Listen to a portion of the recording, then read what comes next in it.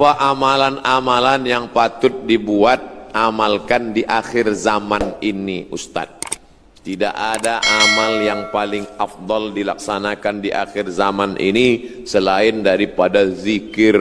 Karena yang paling banyak melalaikan kita, Twitter, BBM, WhatsApp, FB, Twitter, browsing, launching, surfing, macam-macam, membuat kita lalai daripada Allah SWT. Maka berzikir. Ya Rasulullah, ayul a'mal khairun. Apa amal yang paling baik ya Rasulullah? Di antara amal-amal yang banyak ni, apa amal yang paling baik? Apa kata Rasulullah? Antufariqad dunya, kau mati meninggalkan dunia. Walisanuka ratbun, lidahmu dalam keadaan basah. Bizikrillah, berzikir dengan Allah. Inilah yang saya bingung sampai hari ini, Ustaz. Kenapa? Ustaz Anu kata zikir paling elok subhanallah. Ustaz ini kata zikir paling baik Allah Allah. Ustaz ini kata zikir paling bagus astaghfirullah. Ustaz ini pula berkata zikir yang paling eloknya astaghfirullah. Lalu satu pun belum saya amalkan. Pilihlah salah satu. Kalau kau nak amalkan astaghfirullah, baik. Man lazimal istighfar, sesiapa yang memperbanyak istighfar, ja'alallahu lahu min kulli dhiqin makhraja, setiap kesempitannya dibagi ke lapangan, wa min kulli hammin faraja, kesusahan hatinya diberikan Allah jalan keluar, wa razaqahu min haitsu la yahtasib, diberikan jalan dari yang tidak disangka-sangka. Saya istighfar saja, baik. Saya solawat saja, Allahumma salli ala sayyidina Muhammad. Baik. Man shalla alayya salatan, siapa yang berselawat satu kali, sallallahu alaihi biha asyara, Allah balas 10 kebaikan. Wa hutat anhu asyara sayyiat, ditutupi 10 dosa kesalahan. Wa rufi'at lahu asyara darajat, dinaikkan 10 darajah tingkatan. Kalau banyak berselawat, dinaikkan 10 darajah tingkatan. Banyak-banyak berselawat. Guru saya mengasihi saya, subhanallah bihamdihi subhanallahil azim subhanallah. Baik, tak salah. Banyak-banyak zikir. Jangan sampai putus zikir. Zikir ni hisnul hasin, menjadi benteng tembok kita. Masuk ke hutan, pergi ke tempat macam-macam, datang hantu setan, jin mengganggu, maka tak ada tempat lain daripada zikir. Puncak daripada zikir, zikir itulah yang akan menolong kita nanti saat malaikat maut mencabut nyawa. Datang zikir yang selalu kita sebut itu, membuat kita menyebut akhir kalam la ilaha illallah. Apa hukum jadi tukang make up kawin, juru solek? La tabarrujna tabarrujal jahiliyatil ula, janganlah bersolek-solek jahiliyah. Ada yang boleh sebab dia lepas sakit, dia habis sakit, jadi muka dia, wajah dia ni pucat. Kalau nampak kita dalam gelap, kita pun lari, membaca ayat kursi 2-3 kali. Susah nak bezakan mana dia, mana hantu. Ini orang macam ini boleh dia pakai bedak untuk membalikkan warna kulit dia saja.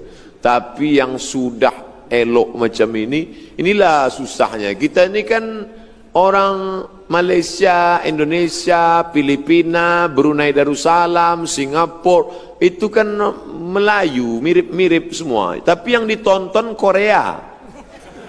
Maka kita nak putih macam Korea. Akhirnya dipakailah bedak putih, tangan hitam. Jadi terlampau memaksakan diri. Tak usahlah. Kecantikan itu bukan kerana cantik kerana bekas, cantik kerana habis berwudu, cantik kerana membaca Al-Quran. Itu yang mesti dijaga. Jadi sebaiknya perbuatan-perbuatan yang macam ini, andai pun dapat duit, tak ada barakah. Padahal yang kita minta ni barakah. Kalau minta akidah, salamatan fid din. Kalau badan, wa'afiatan fil jasad.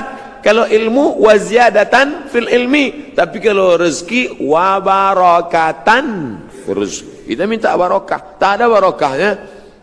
Duit itu tak ada barakahnya. Duit apa? Duit hantu dimakan setan. Ustaz Somad, semoga Allah merahmati Ustaz Syalul Arfian. Amin. Macam mana kita mengenal Allah 100% ibarat tidak kurang tak lebih, boleh menjurus atau khusyuk mengerjakan solat. Bagaimana kita mengenal Allah? Mengenal Allah melalui sifat 20. Itulah akidah Asy'ari, Abul Hasan Al-Asy'ari. Wujud, qidam, baqa, mukhalafatul lil awadis, qiyamuhu bi nafsihi, wahdaniyah, qudrat, iradat, ilmun, ayat, sama, basar, kalam. Makanya dulu ulama membuatkan sifat 50, 20 sifat wajib, tambah sifat mustahil, tambah sifat jaiz, tambah sifat nabi, tambah mustahil bagi nabi. Itu ulama Ahlus Sunnah wal Jamaah, supaya mengajarkan dia, karena Allah tidak berupa. Kalau dipejamkan mata nampak hitam, putih, merah, hijau, kelabu, itu bukan Allah. Walam yakul lahu kufuwan ahad. Dari mana dia tahu? Mukhalafatuhu lil hawadis. Banyak-banyak laksanakan, beriman, beramal, berilmu, makan halal. Allah yang menurunkan khusyuk. Khusyuk itu bukan dari kita, dari Allah. Tapi yang menyiapkan cawannya kita, yang menyiapkan gelasnya kita. Kita siapkan dengan ilmu, Allah yang menurunkan. Wallazi anzalas sakinata fi qulubil mu'minin. Dia yang menurunkan sakinah, khusyuk ke dalam hati orang beriman. Boleh jadi yang berbicara khusyuk ini lebih tak khusyuk. Boleh jadi dia tidak tahu tentang khusyuk, tapi Allah bagi dia khusyuk. Kenapa? Karena hati dia bersih. Siapkan ilmunya, Allah akan berikan. Tapi kata Syekh Ali Tontawi, khusyuk itu kata dia paling tidak connecting, tak putus antara mulut dengan hati. Bismillahirrahmanirrahim. Makanya solat itu mulut bergerak. Datang tabi'in bertanya kepada Khabbab ibnul Ars, ya Khabbab, ya, Nabi itu kalau solat mulutnya bergerak atau tidak? Kata Khabbab, Nabi kalau solat mulutnya bergerak. Dari mana kamu tahu? Bittirabi lihyatih, aku tengok jenggotnya bergoyang.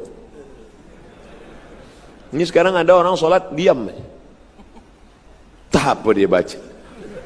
Ajalah Allahu Akbar kabira walhamdulillahi katsira wa subhanallahi bukratan wa asila. Mulut dengan ini. Fahami apa yang dibaca. Saya tidak suruh hafal satu persatu, hafal artinya, enggak. Bila ada yang menghafal artinya baik, tak salah. Tapi kalau sampai dia tak hafal, tapi paling tidak dia paham. Inna salati wa nusuki wa mahyaya wa mamati lillah la syarika lahu wa bidzalika umirtu. At-tahiyatul mubarakatus shalawatut thayyibatu lillah. Dari tempat wudu ke dalam masjid, jangan lagi tasbih. Tak boleh tasbih. Nabi melarang tasbih. Tasbih, tak boleh tasbih. Kenapa? Merusak khusyuk. Dari tempat wudu tasbih, bukan tasbih, tasbih. Subhanallah, subhanallah. Datang orang sebelah kita nak bertanya, esok jadi macam mana kita pejabat? Subhanallah, subhanallah, subhanallah. Jaga hati. Qul amru rabbin nas, malikin nas, ilahin nas. Allahu Akbar. Macam naik kereta juga. Kadang-kadang udah agak-agak lari ke tepi, naikkan balik. Naikkan balik. Harus sentiasa waspada, harus sentiasa. Begitulah khusyuk itu dari awal sampai akhir. Selepas salat tetap juga kita khusyuk. Selepas salat tetap zikir, tak pernah putus. Itulah mengapa dibuat tulisan-tulisan Arab, tasbih di tepi rumah, di tepi jalan, supaya apa? Mata melihat, telinga mendengar. Inna sam'a, telinga mendengar, wal basar, mata memandang, wal fuad, berpikir, merenung. Ini tiga ni tak boleh putus. Telinga mendengar, mata melihat, hati merenung. Ini masuk dari telinga ke hati, masuk dari mata ke hati, maka melihat tulisan-tulisan cantik ini. Masya Allah, la haula wa la quwwata illa billah. Apa bacanya? Entah, tak tahu. Fahiya ilal alqani fahum muqmahun waja'alna min baini aydihim saddan wa min khalfihim saddan fa aghshaynahum fahum la yubsirun. Surat Yasin. Masya Allah. Di akhir, apa cara pembersih hati? Sakitnya apa? Sakitnya hasad. Doakan orang yang hasad itu. Awak hasad pada siapa? Pada dia. Sebab apa awak hasad? Sebab kereta dia baru. Doakan dia tengah malam, ya Allah, ini orang kereta baru, rumah besar, semuanya baik, maka hilangkanlah hasadku daripada dia, panjangkan umur dia, sehatkan badan dia. Memang berat, Sebab bila kita hasad, hati kita busuk, doa kita lain bunyinya. Sihatkan dia ya Allah. Setiap malam bayangkan wajah dia. Saya haters yang selalu membuli, mengejek saya di internet itu saya doakan semua. Ya Allah, semua yang mencaci maki, menghamun aku di FB, di YouTube itu, panjangkan umur dia, murahkan rezeki dia. Mana pernah saya lawan? Pernah tak tuan puan tengok saya balas dia caci maki? Tak pernah. Sebab apa? Saya tak tahu password. Semua admin. Itu kita jangan sampai kita dikuasai oleh teknologi ni. Kita mesti maka doakan. Tapi dia ni ustaz, oh ini ujian. Kita mesti doakan dia. Anak kita berkawan baik, sama-sama satu sekolah, sama-sama baik, tapi rupanya jodoh berkata lain. Anak dia lebih dulu nikah. Datang marah kita, datang hasad, kita tetap datang. Datang jemputan walimah nikah dia, tetap kita doakan. Barakallahu lakuma wa baraka alaikuma wa jama'a bainakuma fi khair. Bersihkan hati. InsyaAllah. Allah doa malam, Allahumma tahhir qalbi minan nifaq, bersihkan hatiku dari sifat munafik, wal hasad, daripada hasad, wal kibriya, daripada angkuh dan sombong, wal riya, daripada penyakit riya dan sum'ah. Minta kepada Allah, Allah yang akan menolong. Intan surullah, kalau kau tolong agama Allah, yang surkum, maka dia akan menolong kamu. Bolehkah ceritakan sikit banyak akhlak Nabi Muhammad sallallahu alaihi wasallam? Sikit banyak, sikit ajalah kalau gitu. Sikit akhlak Nabi. Nabi akhlaknya kepada haiwan. Kalau kepada manusia biasa, ini kepada haiwan. Datang orang mengambil api, dia bakar sarang semut. Dia cucuk-cucukkan sarang semut. Datang Nabi, marah. Apa kata Nabi? La yu'adzibu bin nar illa rabbun nar. Tidak boleh menyakiti dengan api kecuali Allah pemilik api.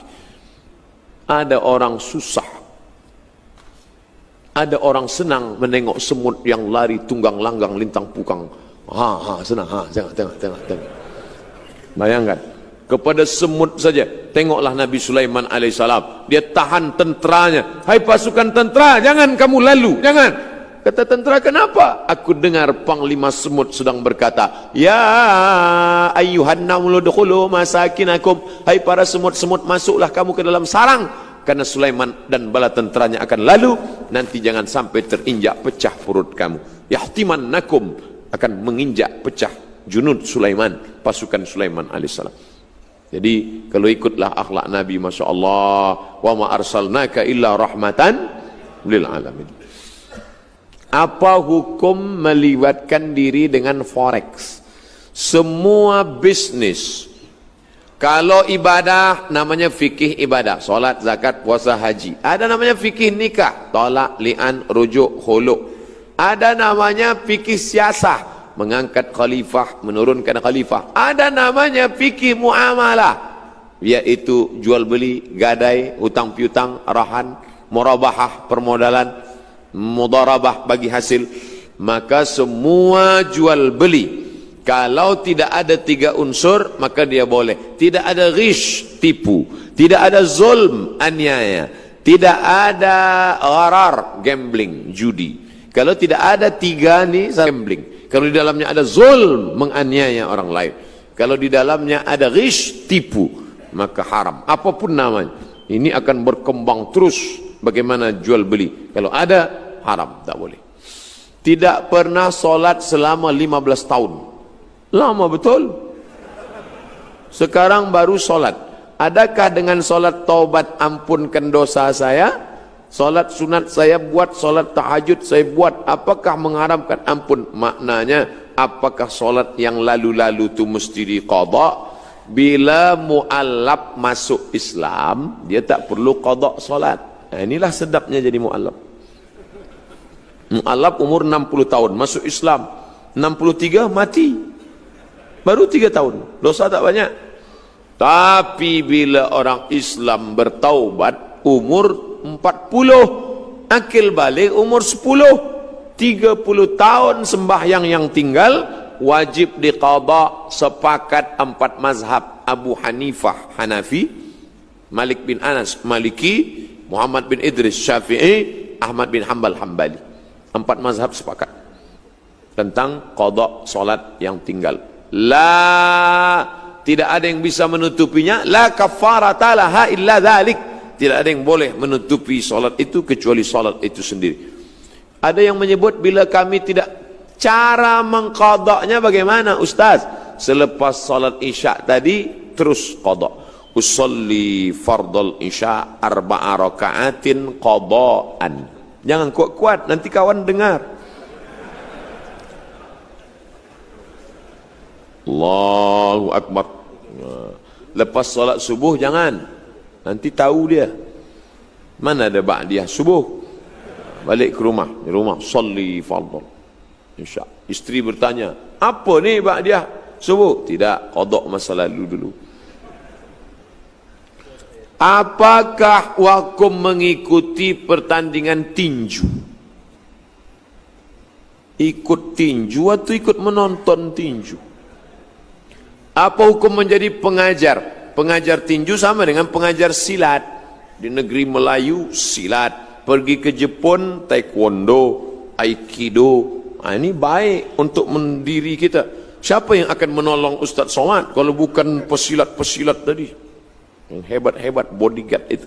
Tapi kalau habislah waktu, apalagi melaga manusia sampai berdarah-darah, sampai terluka, maka masuk dalam perbuatan zalim, aniaya. Jangan kita ikut mungkar. Man ra'a mungkaran, sesiapa di antara kamu yang melihat kemungkaran, falyughayyirhu biyadihi, robahlah dengan tangan. Olahraga sukan dalam Islam sudah ada. Alimu auladakum as-sibahah, berenang. Apalagi di Bandar Seri Begawan, berenang tu tepi laut. Yang muda-muda ni elok berenang, menghilangkan nafsu syahwat. Apalagi kalau sampai ke tengah, orangnya hilang sekalian.